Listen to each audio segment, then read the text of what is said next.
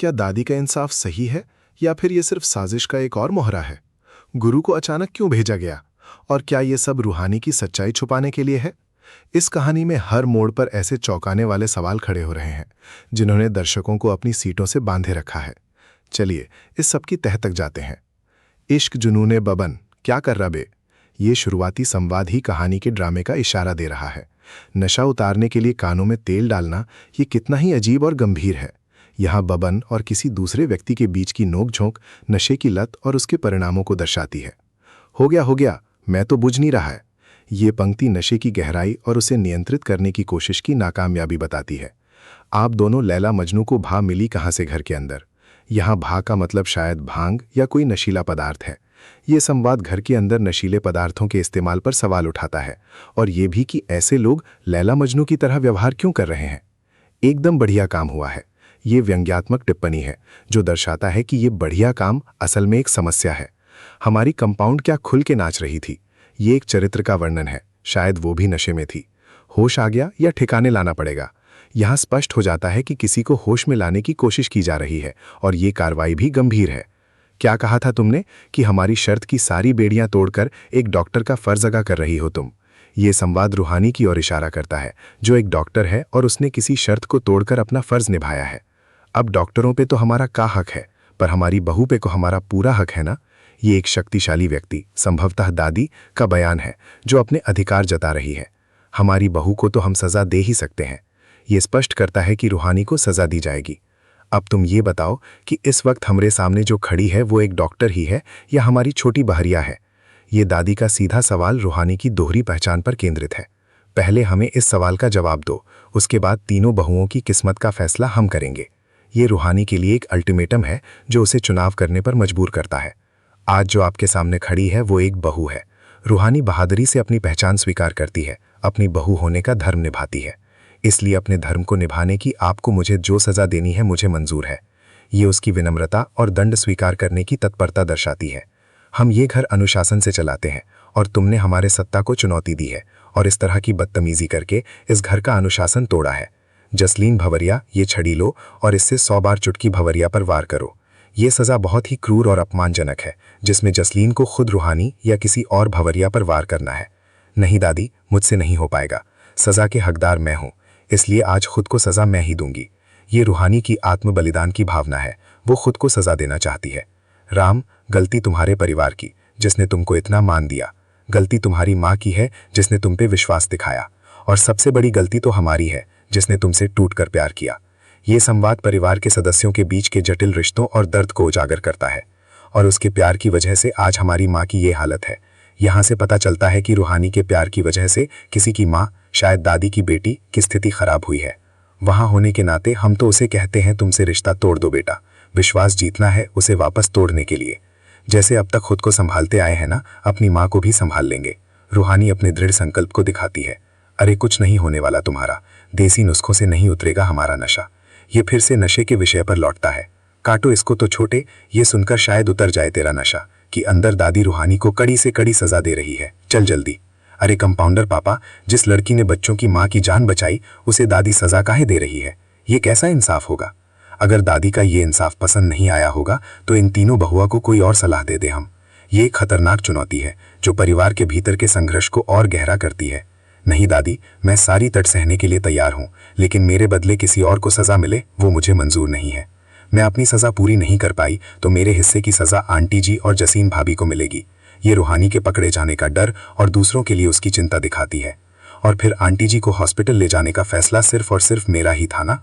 ये वाक्य किसी ऐसी घटना की ओर इशारा करता है जहां आंटी जी को अस्पताल ले जाना पड़ा था और ये फैसला रूहानी का था। नहीं कंपाउंडर, जिसने हमारी माँ की जान बचाई है उसे और सजा नहीं सहने देंगे हम। यहाँ दादाजी रूहानी का पक्ष लेते हैं। अब इस छड़ी का वार तुम्हें नहीं छुएगा। दादाजी रूहानी को बचाने की कोशिश करते हैं। अम्मा, आपकी व्यवस्था कायम रखने के लिए इतनी सजा काफी है। ये दादाजी का दादी को शांत करने का प्रयास है। कुछ याद आया भवरिया? ये वही छड़ी है जो तुमने उठाकर फेंकी थी। ये दादी का ताना है जो रूहानी के पिछले किसी काम को याद दिलाता है। एक बात हमेशा याद रखना छोटी भवरिया, भले ही ये छड़ी पुरानी है पर इसका जोर न कभी कम हुआ था न कभी कम होगा। आज तो बाल बाल बच गई, बाकी कल जब सबके सामने अपने फोन का रिकॉर्डिंग सुनाएंगे तब ऐसा आग सुलगाएंगे कि सब कुछ जला के राख कर देंगे। ये सबसे बड़ा खुलासा है।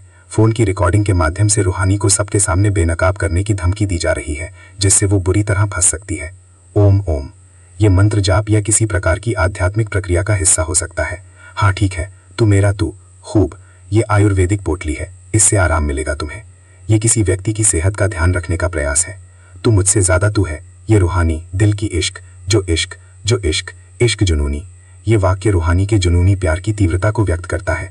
आंटी जी, कुछ काम था तो हम दोनों को कह देते, और आने की तकलीफ क्यों ली आपने।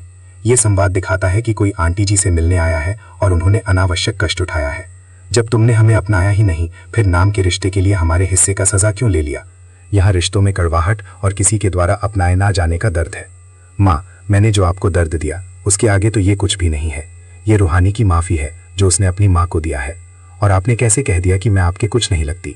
ये रूहानी के दिल का दर्द है कि उसे पराया समझा जा रहा है। आप भले ही भूल गई, लेकिन मुझे अच्छी तरीके से याद है।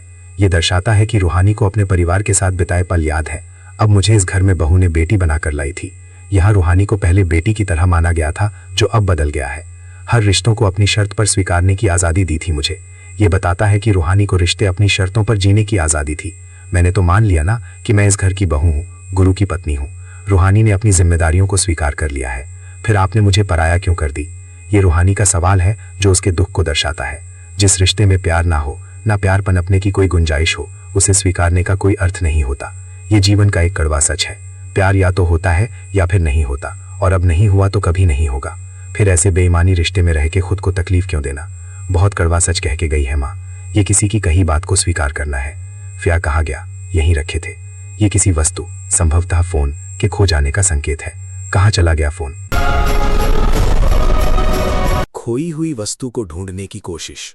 हमारा भरोसा तो जीत नहीं पा रही है, किसी की ओर इशारा है कि वो विश्वास नहीं जीत पा रहा है। चलिए, वो हमारी माँ का विश्वास जीत रही है। ये एक प्रतिस्पर्धी स्थिति को दर्शाता है। चैलेंज कर रही हो मुझे माँ, ये एक चुनौती है। जानती हो ना माँ, को पता चल गया है कि तुमने हमें अपनाया तक नहीं। ये एक गहरा राज है जो उजागर हुआ है, पर प्यार तो खाक करोगी। ये एक ऐसी स्थिति है जहाँ प्यार संभव नहीं है। शट अप, मैं तुम्हें अपनाऊंगी भी और तुमसे प्यार भी करूंगी, समझी। ये एक मजबूत बयान है जो विरोध को खारिज करता है। ये आवाज तुम्हारी है, किसी की आवाज की पहचान। रसोई में ये मोबाइल छिपा हुआ मिला था मुझे, रिकॉर्डर भी ऑन था। ये रूहानी के खिलाफ एक बड़ा सबूत है। हाँ, कहाँ चल गया हमारा फिर से खोई हुई वस्तु को ढूंढना। जमीन कहाँ गई कि आसमान निकल गया का। ये खोई हुई वस्तु की गहराई को दर्शाता है। कहाँ ये कारनामा तो मामी का लगता है। नई नई जासूस जो बनी, ये शक मामी पर जाता है जो जासूसी कर रही है। ये तो अच्छा हुआ कि ये फोन जसलीन को मिल गया। ये वाक्य बताता है कि फोन जसलीन के पास है, वरना ना जाने कौन सा नया तमाशा खड़ा हो जाता। ये फोन के मिलने से पहले की संभावित समस्या को दर्शाता है। अब हाँ उन्होंने रखा है तो भांग भी उन्होंने ही मिलाई होगी। ये वाक्य पिछले कथानक से जुड़ता है जहाँ भांग मिलाने का जिक्र था। जिसने भी मिलाई हो तुम्हारी तो हो गई ना बल्ले बल्ले। ये व्यंग्यात्मक टिप्पणी है। रूहानी के दिल की बात उसके होठों पे आ गई। इसका मतलब है कि रूहानी ने अनजाने में कुछ कह दिया है। अब बस मम्मी जी को ये समझाना है कि जरा से सब्र का फल बहुत मीठा होने वाला है। ये किसी योजना का हिस्सा है। और हाँ छोटे, इस काम को तुम दोनों को ही करना होगा। ये एक टीम वर्क की ओर इशारा है। कहा भैया, ये नशे में की हुई बातों का ना कोई मतलब नहीं होता। ये फिर से नशे के प्रभाव की बात करता है। हमेशा सीधी बात को जलेबी की तरह घुमा देता है ये छोटा। ये छोटे के व्यवहार का वर्णन है। रूहानी, तुम्हें अपनी बात को माँ को अकेले ही बताना होगा। ये काम अकेले ही करना पड़ेगा भैया। ये समर्थन है। गुरु सही कह रहा है। नशे में मूसी बात को ना सीरियसली नहीं लेना चाहिए। ये नशे में कई बातों को नजरअंदाज करने की सलाह है। कभी कभी किसी बात को तवज्जो ना दी जाए ना रूहानी, तो बहुत देर हो जाती है। ये रूहानी के लिए चेतावनी है। खाना तैयार है, नीचे आ जाओ। ये एक सामान्य आमंत्रण है। वैसे एकदम से आज रात की ट्रेन से गुरु को अकेले साहिबगंज भेजना, वो बात हमको ठीक नहीं लगा। गुरु को अचानक भेजने पर चिंता जताई गई है। जीजा जी एकदम ठीक बात कह रहे हैं जीजा जी। त्रिपुरारी जी और कुछ नहीं तो कम से कम सुरक्षा के बारे में गुरु बाबू को सोचना चाहिए था, और सुरक्षा के लिए ही त्रिपुरारी जी को साथ ले जाते। वही ट्रेन में ना बंटी जी पर गोली चला था। पापा, ये क्या हुआ आपको? किसी पिता को कुछ हुआ है? अरे वो ट्रेन में बाहुबली नागेश्वर चौधरी का बेटा, तो उसके पीछे उसके दुश्मन की गोद पे चढ़ गए, बंटी पर गोली चला दिया। ये एक खतरनाक घटना का विवरण है जिसमें गोलीबारी शामिल है। गुरु कब गया? ऐसे कैसे अचानक से? बताया नहीं उसने। गुरु के अचानक चले जाने पर आश्चर्य। हमारे धंधे में काम अचानक ही आता है भाऊ। ये संकेत देता है कि गुरु का धंधा खतरनाक या अनिश्चित है। अभी थोड़ी देर पहले निकला है, सुबह काम निपटा कर वापस आ जाएगा। चिंता कोई बात नहीं है, तुम भोजन बरोसो, सबको बहुत भूख लग रही है। गुड। बापू अपना नया नवेली दुल्हन को बिना बताए चलकर ये किसी नए जोड़े को लेकर ताना है। वैसे नहीं करना चाहिए था हमको ना, ये किसी कार्य को गलत बताना है। अपने काम से काम रखने वाले लोगों की सेहत और उम्र दोनों अच्छी रहती है। ये सलाह है कि दूसरों के मामलों में ना पड़ना बेहतर है। जो तमाशा आप करना चाहती थी वो तो ठीक हो गया, ये किसी की योजना के सफल होने का संकेत है। पर अगली चाल चलने से पहले याद रखना, कान का ऐसा इलाज होगा ना, सब सुनाई देना भी बंद हो जाएगा। ये एक गंभीर धमकी है। अगली बार वैसा धमाका करेंगे कि अच्छे अच्छों के कान के पर्दे फट जाएंगे। ये एक बड़ी और विनाशकारी कार्रवाई की चेतावनी है। ये गुरु को ऐसे क्यों, किसी भी तरह ना इस मौके पर पहुंचना होगा। इश्क जुनूनी, शाम 9:30 बजे दंगल टीवी पर। ये कार्यक्रम का प्रचार है। कुल मिलाकर ये कहानी रहस्यों, धोखे, पारिवारिक संघर्षों और खतरनाक साजिशों से भरी है। रूहानी का संघर्ष, दादी का क्रूर रवैया और गुरु के अचानक चले जाने के पीछे की सच्चाई दर्शकों को बांधे रखने के लिए काफी है। फोन की रिकॉर्डिंग और अगली चाल चलने की धमकी कहानी को और भी रोमांचक बनाने वाली है।